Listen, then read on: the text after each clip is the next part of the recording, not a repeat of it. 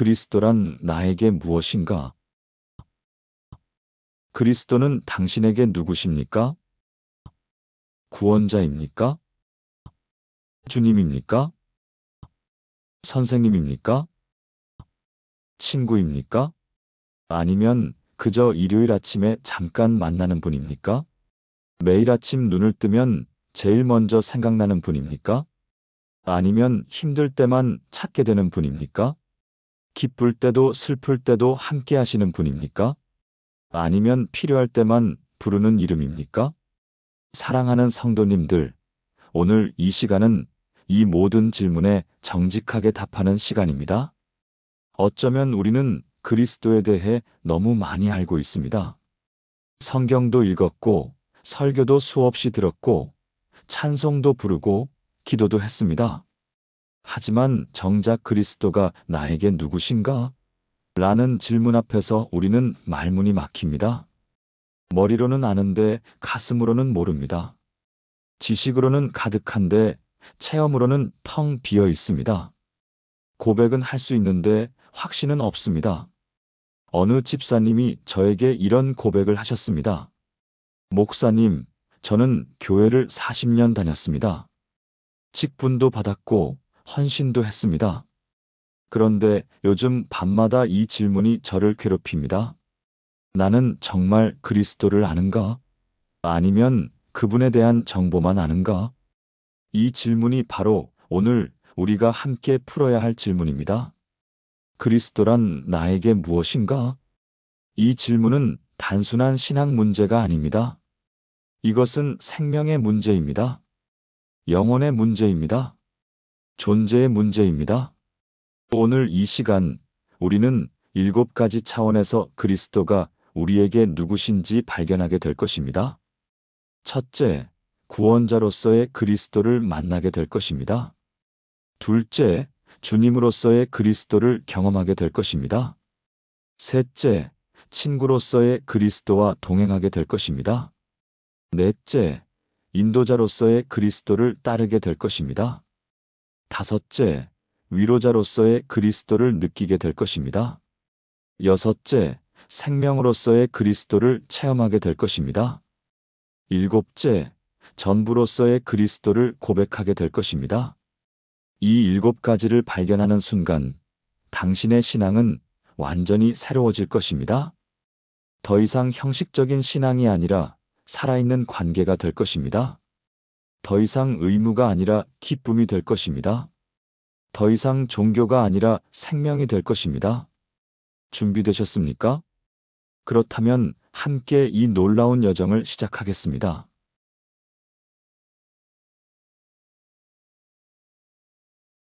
첫 번째, 구원자로서의 그리스도. 사랑하는 성도님들, 많은 분들이 이렇게 말씀하십니다. 저는 예수님을 믿습니다. 구원받았습니다. 그런데 정말 질문하고 싶습니다. 그 구원이 무엇입니까? 언제 구원받으셨습니까? 어떻게 구원받으셨습니까? 구원이 당신의 삶을 어떻게 바꾸었습니까? 혹시 구원을 과거의 어떤 사건, 어떤 날짜로만 기억하고 계시지는 않습니까? 저는 2010년 3월 15일에 구원받았습니다. 그렇게 말하지만 지금 이 순간 구원의 기쁨이 있습니까? 지금 이 순간 구원의 확신이 있습니까? 지금 이 순간 구원의 능력이 있습니까? 성경은 이렇게 말씀합니다. 그러므로 형제들아 더욱 힘써 너희 부르심과 택하심을 굳게 하라. 너희가 이것을 행한즉 언제든지 실족하지 아니하리라. 베드로후서 1장 10절. 이 말씀이 무엇을 의미합니까? 구원은 단순히 과거의 사건이 아니라는 것입니다. 구원은 지금도 계속되는 하나님의 역사라는 것입니다. 베드로는 왜 이렇게 말했을까요? 당시 초대교회 성도들은 엄청난 핍박 속에 있었습니다. 많은 사람들이 신앙을 포기하고 있었습니다. 나는 구원받았는데 왜 이렇게 고통스러운가? 나는 정말 구원받은 것이 맞는가? 이런 의심과 두려움 속에 있었습니다. 그래서 베드로는 외칩니다. 힘써서 너희 구원을 굳게 하라. 구원은 과거에 받아서 끝나는 것이 아닙니다. 매일 확인하고, 매일 체험하고, 매일 누리는 것입니다. 그렇다면 우리는 어떻게 그리스도를 구원자로 체험할 수 있습니까? 첫째, 매일 아침 구원의 은혜를 기억하십시오. 오늘도 나는 구원받은 하나님의 자녀다. 지옥에서 천국으로 옮겨진 존재다. 이것을 고백하십시오. 둘째, 죄에서 자유함을 날마다 경험하십시오. 구원은 단순히 지옥에서 천국으로 가는 티켓이 아닙니다. 지금 여기서 죄의 권세에서 벗어나는 것입니다. 셋째, 구원의 기쁨을 회복하십시오. 다윗은 주의 구원의 즐거움을 내게 회복시켜 주시고 시편 51편 12절라고 기도했습니다. 구원에는 기쁨이 있습니다. 그 기쁨이 없다면 무언가 잘못된 것입니다. 제가 아는 한 권사님의 이야기를 나누고 싶습니다. 그분은 30년 동안 교회를 다니셨습니다. 열심히 봉사하고 헌금하고 기도하셨습니다. 그런데 어느 날 큰 병에 걸리셨습니다. 수술대에 오르기 전날 밤, 그분은 심한 두려움에 사로잡혔습니다. 나는 정말 구원받았을까? 만약 이 수술에서 깨어나지 못한다면 나는 천국에 갈 수 있을까? 그날 밤 그분은 평생 처음으로 정직하게 기도했습니다. 하나님, 저는 교회는 다녔지만 당신을 몰랐습니다. 봉사는 했지만 사랑은 몰랐습니다. 저를 구원해 주세요. 그 순간 놀라운 일이 일어났습니다. 하나님의 평강이 그분의 마음에 임했습니다. 살든지 죽든지 자신은 그리스도의 것이라는 확신이 왔습니다. 수술은 성공했습니다. 하지만 더 중요한 것은 그분의 신앙이 완전히 달라졌다는 것입니다. 이제 그분은 말합니다. 나는 30년 만에 진짜 구원을 체험했어요. 그리스도가 정말 나의 구원자이심을 알았어요. 믿음의 가족들이여, 그리스도는 당신의 구원자이십니다.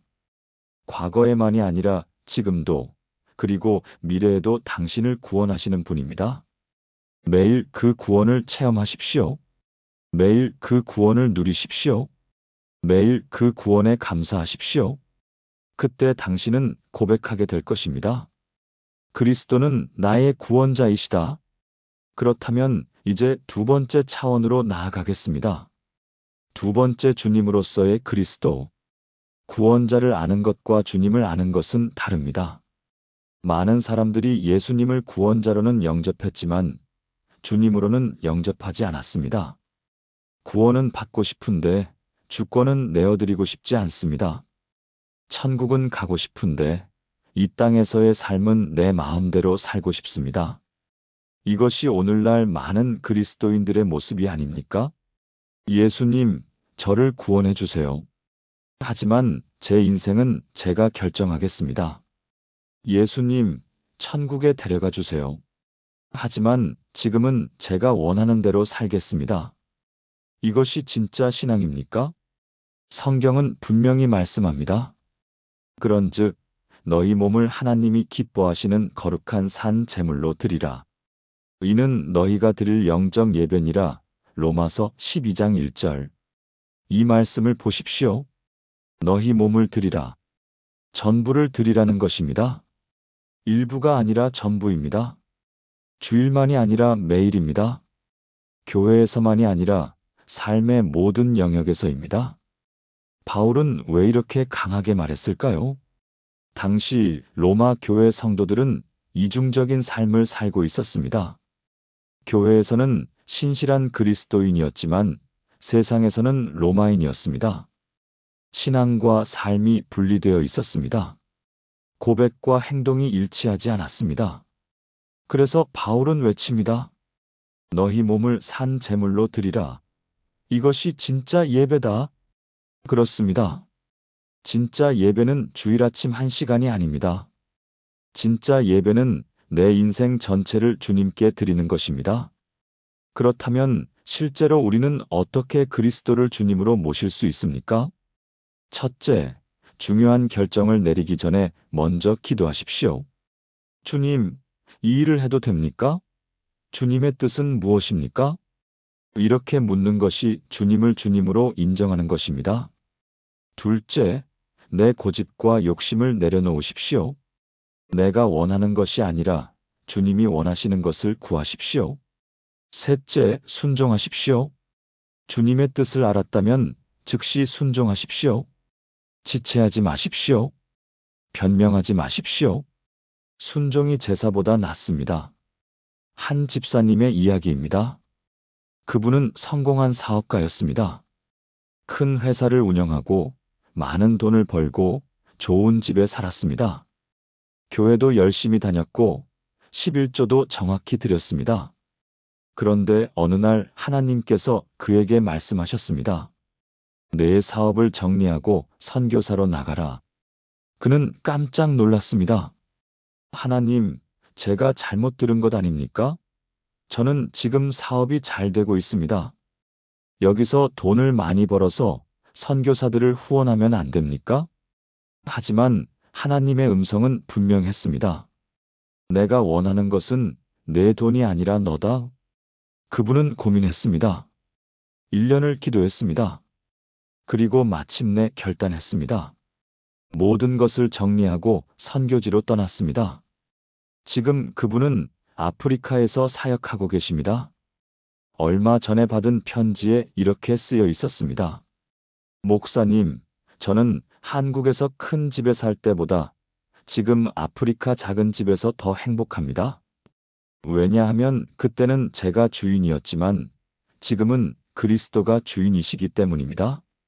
사랑하는 성도님들, 그리스도를 주님으로 모신다는 것은 무엇입니까? 내가 운전대를 잡는 것이 아니라 주님께 운전대를 드리는 것입니다. 내가 내 인생의 CEO가 아니라 주님이 CEO가 되시는 것입니다. 내 계획이 아니라 주님의 계획을 따르는 것입니다.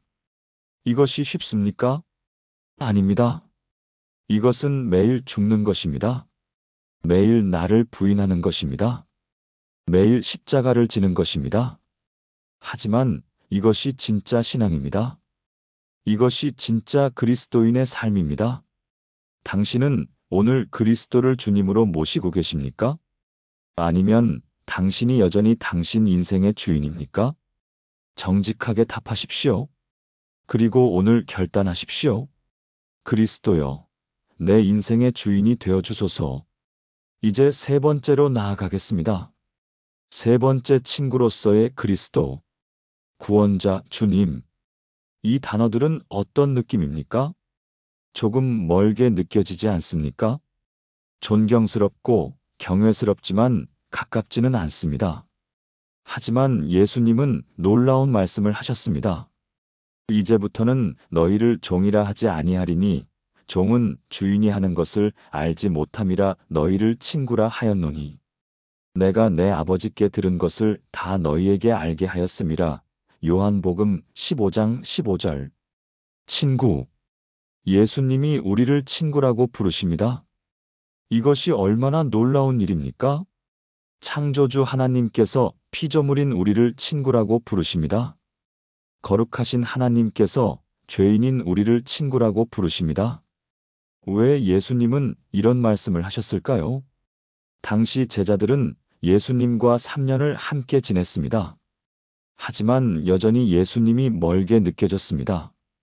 선생님, 주님이라고 부르지만 진짜 속마음을 털어놓지는 못했습니다. 두려움이 있었습니다. 거리감이 있었습니다. 그래서 예수님께서 말씀하신 것입니다. 너희는 나의 친구다. 나에게 무엇이든 말해도 된다. 나는 너희를 사랑한다. 친구란 무엇입니까? 친구는 함께 시간을 보내는 사람입니다. 친구는 속마음을 나누는 사람입니다. 친구는 기쁠 때나 슬플 때나 함께하는 사람입니다. 친구는 판단하지 않고 들어주는 사람입니다. 그렇다면 우리는 예수님을 친구로 대하고 있습니까? 하루에 몇 번이나 그분과 대화합니까? 무슨 일이 생길 때 가장 먼저 그분께 말씀드립니까? 기쁜 일도 슬픈 일도 사소한 일도 그분과 나눕니까? 아니면 형식적인 기도만 하고 있습니까? 실제로 그리스도를 친구로 경험하려면 어떻게 해야 합니까? 첫째, 매일 그분과 대화하는 시간을 가지십시오. 아침에 일어나서 주님, 좋은 아침입니다 라고 인사하십시오. 하루 중에도 수시로 그분께 말씀드리십시오. 둘째, 정직하게 모든 것을 말씀드리십시오. 예쁜 기도만 하지 마십시오. 화가 나면 주님, 저 지금 너무 화가 납니다 라고 말씀드리십시오. 슬프면 주님, 저 지금 너무 슬픕니다 라고 울어도 됩니다. 셋째, 그분의 음성을 듣는 연습을 하십시오. 우리만 말하는 것이 친구 관계입니까? 친구는 서로 대화하는 것입니다. 기도하고 나서 잠시 조용히 기다리십시오. 성경을 읽으면서 하나님의 음성에 귀를 기울이십시오. 한 권사님의 간증입니다. 그분은 평생 혼자 사셨습니다. 결혼도 하지 않으셨고 가족도 없으셨습니다. 외로움이 너무 심해서 우울증까지 왔습니다. 어느 날 그분은 기도 중에 이런 생각이 들었습니다. 나에게는 예수님이라는 친구가 있지 않은가? 그날부터 그분은 예수님을 진짜 친구처럼 대하기 시작했습니다. 아침에 일어나면 주님, 잘 주무셨어요? 라고 인사했습니다. 밥을 먹을 때는 주님, 이 음식 맛있어요.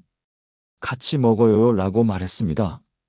외출할 때는 주님, 같이 나가요 라고 말했습니다. 처음에는 이상하게 느껴졌습니다.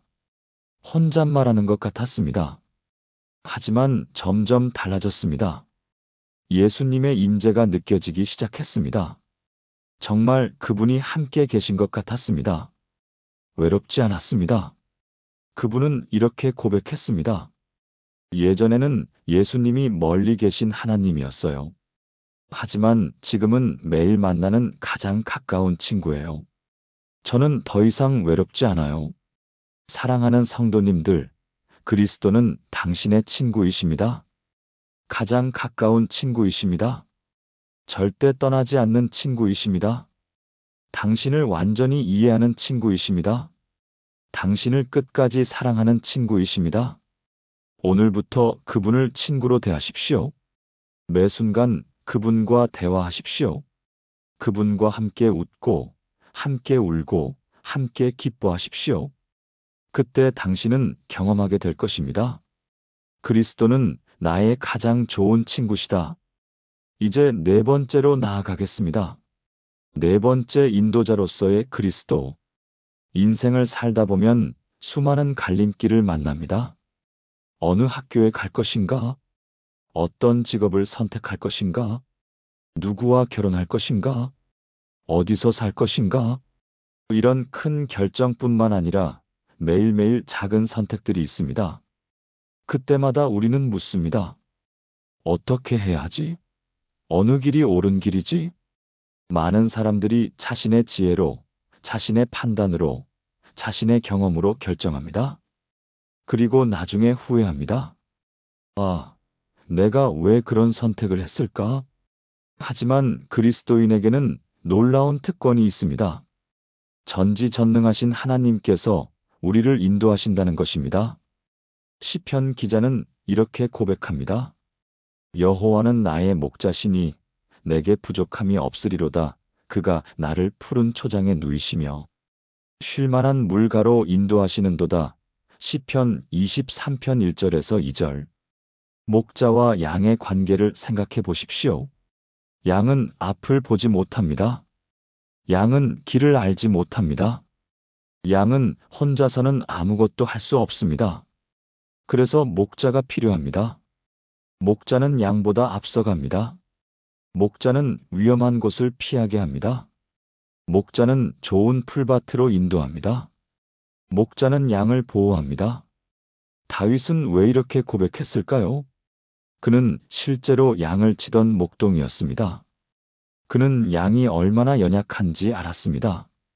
그는 목자가 얼마나 중요한지 알았습니다. 그리고 그는 깨달았습니다. 내가 바로 양이구나. 그리고 하나님이 나의 목자시구나. 그는 자신의 힘으로 사는 것을 포기했습니다.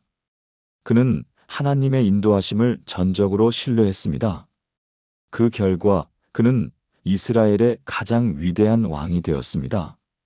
그렇다면 우리는 어떻게 그리스도의 인도하심을 받을 수 있습니까? 첫째, 내 생각을 내려놓으십시오. 내가 보기에 이것이 좋다가 아니라 주님, 어느 것이 주님의 뜻입니까? 라고 물으십시오. 둘째, 말씀을 통해 하나님의 뜻을 구하십시오. 하나님은 성경을 통해 말씀하십니다.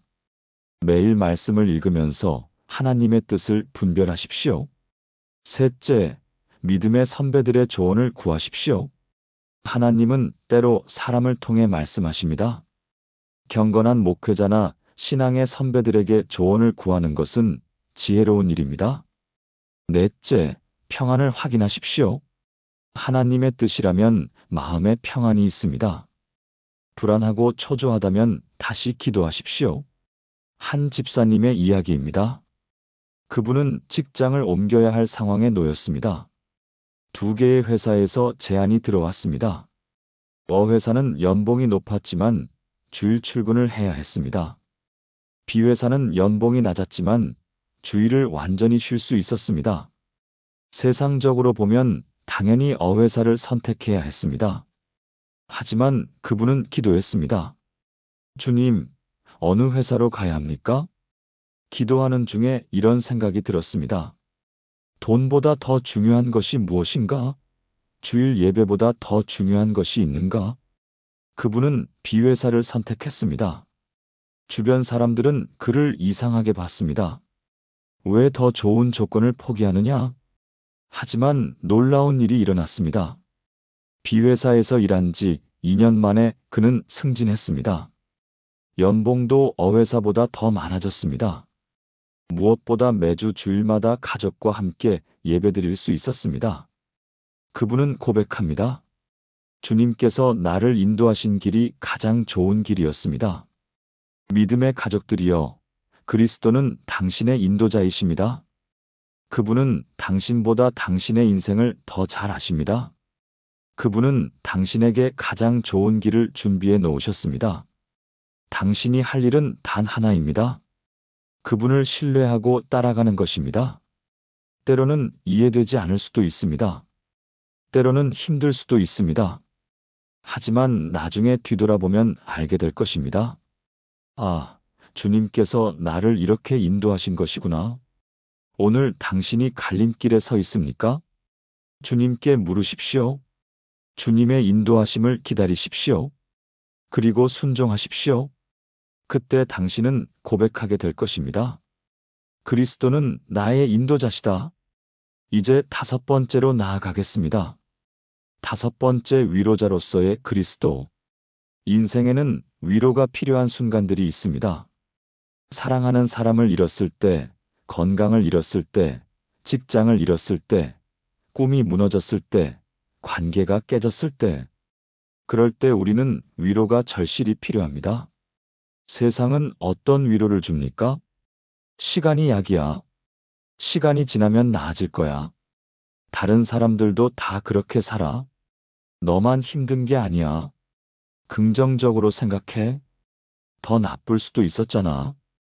이런 말들이 진짜 위로가 됩니까? 오히려 더 외롭고 공허하지 않습니까? 하지만 그리스도께서 주시는 위로는 다릅니다. 바울은 이렇게 말합니다.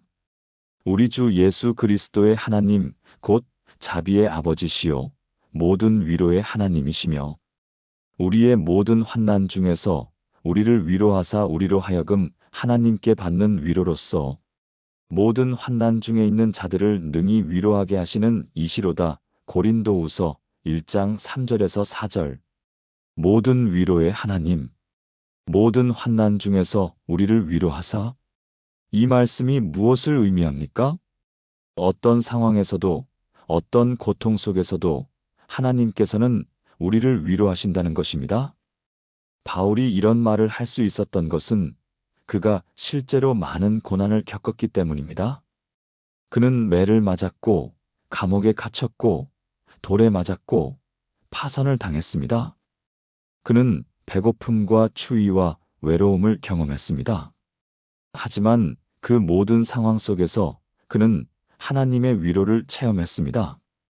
그래서 그는 확신 있게 말할 수 있었습니다. 하나님은 모든 위로의 하나님이시다. 그렇다면 우리는 어떻게 그리스도의 위로를 경험할 수 있습니까? 첫째, 솔직하게 당신의 아픔을 그분께 말씀드리십시오. 주님, 저는 지금 너무 힘듭니다. 너무 아픕니다. 너무 슬픕니다. 숨기지 마십시오. 꾸미지 마십시오. 있는 그대로 말씀드리십시오. 둘째, 그분의 임재를 구하십시오. 주님, 제 곁에 계셔 주세요. 저를 안아주세요. 그분은 당신을 떠나지 않으십니다. 그분은 당신을 버리지 않으십니다. 셋째, 말씀 속에서 위로를 찾으십시오. 성경에는 수많은 위로의 말씀이 있습니다. 그 말씀을 읽으면서 하나님의 음성을 들으십시오. 넷째, 찬양하십시오. 눈물로 찬양하십시오. 찬양하는 가운데 하나님의 위로가 임합니다. 한 권사님의 간증을 나누고 싶습니다. 그분은 사랑하는 아들을 교통사고로 잃었습니다. 25살 청년이었습니다. 그분의 고통은 말로 표현할 수 없었습니다.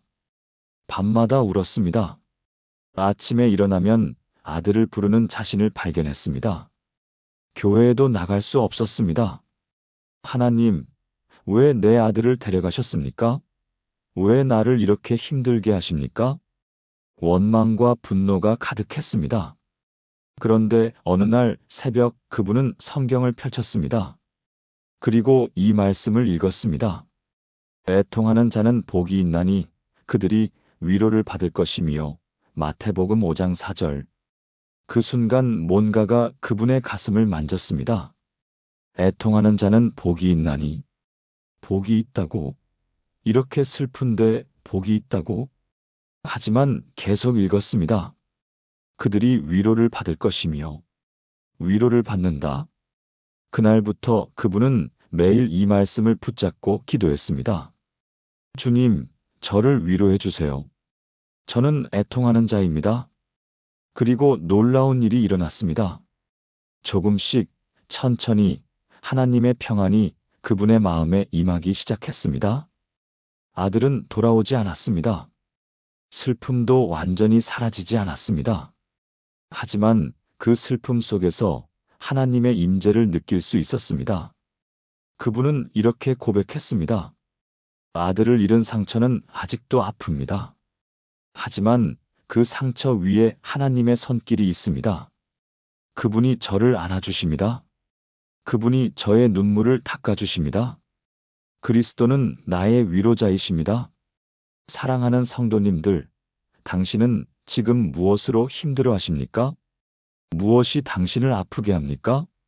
무엇이 당신을 슬프게 합니까? 그 아픔을 혼자 감당하지 마십시오. 그리스도께 나아가십시오. 그분은 당신의 위로자이십니다. 그분은 당신을 안아주실 것입니다. 그분은 당신의 눈물을 닦아주실 것입니다. 그분은 당신에게 평안을 주실 것입니다. 오늘 그분께 나아가십시오. 그리고 고백하십시오. 그리스도는 나의 위로자시다. 이제 6번째로 나아가겠습니다. 6번째 생명으로서의 그리스도. 지금까지 우리는 그리스도를 다양한 차원에서 보았습니다. 구원자, 주님, 친구, 인도자, 위로자. 하지만 이제 가장 근본적인 질문을 해야 합니다. 그리스도는 단순히 우리를 도와주시는 분입니까? 우리가 필요할 때 찾는 분입니까? 아닙니다. 그리스도는 우리의 생명 자체이십니다. 예수님은 이렇게 말씀하셨습니다. 나는 길이요, 진리요, 생명이니 나로 말미암지 않고는 아버지께로 올 자가 없느니라. 요한복음 14장 6절. 나는 생명이니 그리스도는 생명입니다. 이것이 무슨 의미입니까? 공기를 생각해 보십시오. 공기가 없으면 우리는 단 5분도 살 수 없습니다. 공기는 선택사항이 아닙니다. 공기는 필수입니다. 공기는 생명입니다. 마찬가지로 그리스도는 우리의 영적 공기입니다. 그분 없이는 우리는 영적으로 죽은 존재입니다. 그분이 없으면 우리는 단 하루도 제대로 살 수 없습니다. 예수님이 이 말씀을 하신 때는 언제입니까? 제자들이 두려움에 떨고 있을 때였습니다. 예수님께서 십자가에 달리실 것을 예고하셨기 때문입니다. 제자들은 생각했습니다. 예수님이 떠나시면 우리는 어떻게 하나? 우리는 끝장이다. 그때 예수님께서 말씀하신 것입니다. 나는 생명이다. 나는 떠나지 않는다. 나는 항상 너희와 함께 있다. 그리스도께서 우리의 생명이시라는 것은 무엇을 의미합니까? 첫째, 그분 없이는 우리가 살 수 없다는 것입니다. 공기 없이 숨 쉴 수 없듯이 그리스도 없이 우리는 영적으로 살 수 없습니다. 둘째, 그분은 매 순간 필요하다는 것입니다. 일주일에 한 번이 아니라 매 순간입니다. 셋째, 그분은 우리 안에 계신다는 것입니다. 공기가 우리 폐 속에 들어오듯이 그리스도는 우리 마음 속에 계십니다. 그렇다면 우리는 어떻게 그리스도를 생명으로 경험할 수 있습니까? 첫째, 매일 아침 이렇게 고백하십시오. 주님, 오늘도 당신 없이는 살 수 없습니다. 나는 당신이 필요합니다. 둘째, 하루 종일 그분을 의식하며 사십시오. 숨 쉬듯이 그분을 생각하십시오. 일하면서도, 밥 먹으면서도, 걸으면서도 그분을 의식하십시오. 셋째, 그분의 말씀으로 당신의 영혼을 먹이십시오. 육체의 음식이 필요하듯이 영혼에는 말씀이 필요합니다. 매일 말씀을 읽고 묵상하십시오.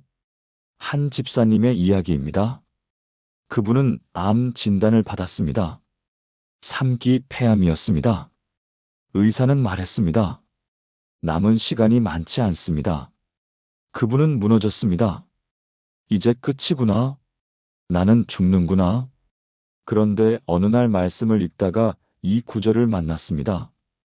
나는 부활이요 생명이니 나를 믿는 자는 죽어도 살겠고 요한복음 11장 25절. 나는 부활이요 생명이니 나를 믿는 자는 죽어도 살겠고. 그 순간 깨달았습니다. 내 생명은 내 몸에 있는 것이 아니구나.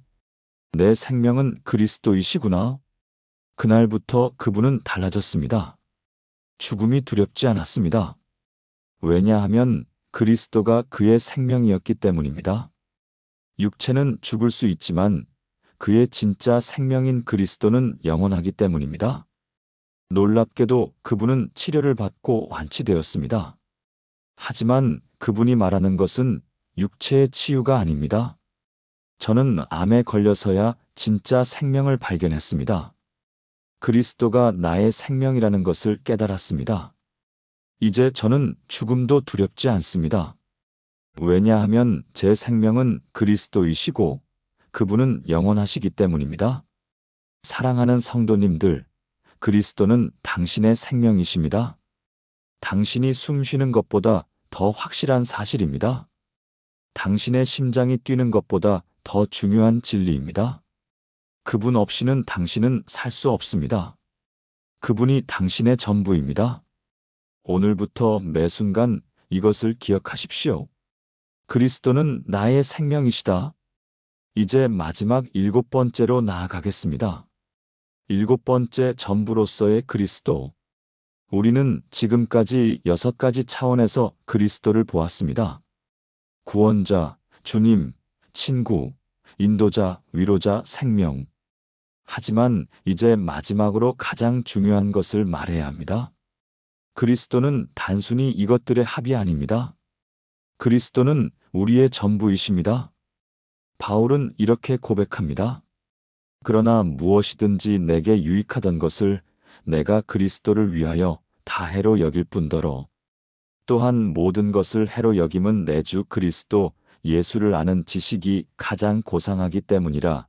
내가 그를 위하여 모든 것을 잃어버리고 배설물로 여김은 그리스도를 얻고. 빌립보서 3장 7절에서 8절. 모든 것을 해로 여김. 배설물로 여김. 그리스도를 얻고 바울에게 그리스도는 무엇이었습니까? 전부였습니다. 다른 모든 것을 포기할 만큼 가치 있는 분이었습니다. 다른 모든 것이 쓰레기처럼 보일 만큼 귀한 분이었습니다. 바울은 왜 이렇게까지 말할 수 있었습니까? 그는 예전에 많은 것을 가졌던 사람이었습니다. 명문가 출신이었고, 최고의 교육을 받았고, 사회적 지위가 있었고, 종교적으로 열심이었습니다. 그는 자신이 가진 것들을 자랑스러워했습니다. 하지만 다메섹 도상에서 그리스도를 만난 후 모든 것이 달라졌습니다. 그가 가졌던 모든 것이 아무 의미가 없어졌습니다. 오직 그리스도만이 의미가 있었습니다. 오직 그리스도만이 가치가 있었습니다. 오직 그리스도만이 전부였습니다. 그렇다면 그리스도를 전부로 삼는다는 것은 무엇을 의미합니까? 첫째, 그분이 최우선 순위라는 것입니다. 돈보다, 명예보다, 가족보다, 건강보다, 심지어 생명보다 그리스도가 먼저입니다. 둘째, 다른 모든 것은 그분을 통해서만 의미가 있다는 것입니다. 돈도, 직업도, 관계도, 건강도 그리스도 안에 있을 때만 진짜 가치가 있습니다. 셋째, 그분을 위해서라면 무엇이든 포기할 수 있다는 것입니다. 바울처럼 모든 것을 잃어버리고라고 말할 수 있는 것입니다. 실제로 우리는 어떻게 그리스도를 전부로 삼을 수 있습니까? 첫째, 정직하게 자문해 보십시오. 내 인생에서 가장 중요한 것은 무엇인가? 돈입니까? 가족입니까? 건강입니까? 명예입니까? 아니면 그리스도입니까? 둘째, 우선순위를 정리하십시오. 그리스도를 첫 자리에 놓으십시오. 다른 모든 것은 그 아래입니다. 셋째, 실제로 선택의 순간에 그리스도를 택하십시오. 그리스도냐 돈이냐의 선택에서 그리스도를 택하십시오. 그리스도냐 편안함이냐의 선택에서 그리스도를 택하십시오. 한 장로님의 간증입니다. 그분은 대기업 임원이었습니다. 성공한 사업가였고 많은 돈을 벌었고 사회적으로 인정받았습니다. 하지만 어느 날 하나님께서 그에게 도전하셨습니다. 내게 가장 중요한 것이 무엇이냐? 나냐? 내 사업이냐? 그분은 충격을 받았습니다. 솔직히 대답하면 사업이었습니다. 그는 하나님을 믿는다고 했지만 실제로는 사업이 그의 전부였습니다. 하나님은 그의 여러 가지 중 하나였습니다. 그날부터 그는 기도하기 시작했습니다. 주님, 제가 잘못 살았습니다. 주님을 제 전부로 삼고 싶습니다. 그리고 놀라운 결단을 했습니다. 회사를 그만두고 신학교에 들어갔습니다. 주변 사람들은 그를 미쳤다고 했습니다. 나이 50에 무슨 신학교야? 내가 벌던 돈을 생각해봐. 하지만 그는 확신이 있었습니다. 내게는 그리스도가 전부다. 돈이 아니라 그리스도다. 지금 그분은 작은 시골 교회 목사님으로 계십니다. 돈은 예전만큼 벌지 못합니다. 사회적 지위도 없습니다. 하지만 그분의 얼굴은 빛납니다. 그분은 말합니다. 저는 임원이었을 때보다 지금이 더 행복합니다. 왜냐하면 그때는 많은 것을 가졌지만 공허했고 지금은 가진 것은 적지만 그리스도가 있기 때문입니다. 그리스도는 나의 전부입니다. 사랑하는 성도님들, 오늘 이 질문에 답하십시오. 그리스도는 당신에게 무엇입니까? 여러 가지 중 하나입니까? 아니면 전부입니까? 당신이 가진 모든 것을 잃어도 그리스도만 있으면 된다고 말할 수 있습니까? 바울처럼 모든 것을 배설물로 여긴다고 고백할 수 있습니까? 이것은 쉬운 질문이 아닙니다. 이것은 우리 신앙의 핵심을 건드리는 질문입니다. 하지만 정직하게 답해야 합니다. 그리고 오늘 결단해야 합니다. 그리스도를 나의 전부로 삼겠다. 이것이 진짜 그리스도인의 고백입니다. 이것이 진짜 신앙입니다. 사랑하는 믿음의 가족들이여, 우리는 오늘 7가지 차원에서 그리스도가 우리에게 누구신지 발견했습니다. 첫째, 그리스도는 우리의 구원자이십니다. 과거에도, 현재에도, 미래에도 우리를 구원하시는 분입니다. 둘째, 그리스도는 우리의 주님이십니다. 우리 인생의 운전대를 잡으신 분, 우리의 진짜 주인이신 분입니다. 셋째, 그리스도는 우리의 친구이십니다. 가장 가까이서, 가장 깊이 우리를 이해하시고 사랑하시는 분입니다.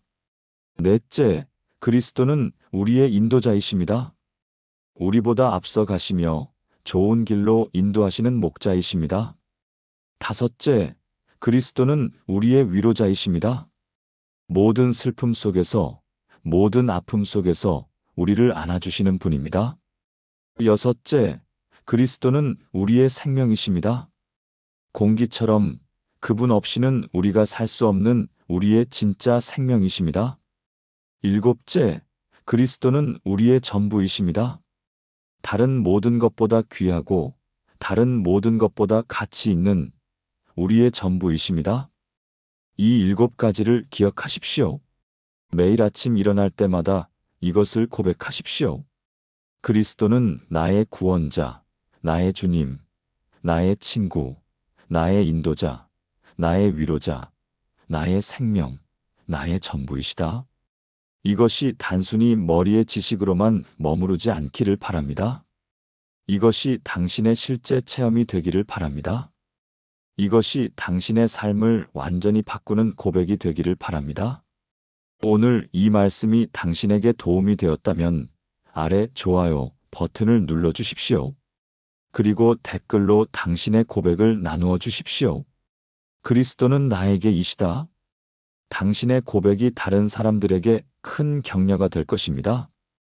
이 말씀을 더 많은 사람들과 나누고 싶으시다면 구독과 알림 설정도 부탁드립니다. 사랑하는 성도님들, 하나님께서 당신을 축복하시기를 기도합니다. 그리스도를 아는 지식이 날마다 더욱 깊어지기를 기도합니다. 그리스도와의 관계가 날마다 더욱 친밀해지기를 기도합니다. 그리스도의 사랑이 당신의 마음에 충만하기를 기도합니다. 그리스도의 능력이 당신의 삶에 나타나기를 기도합니다. 그리스도의 평강이 당신과 당신의 가정에 임하기를 기도합니다. 오늘도 그리스도 안에서 승리하는 하루 되십시오. 주님의 이름으로 축복합니다. 아멘.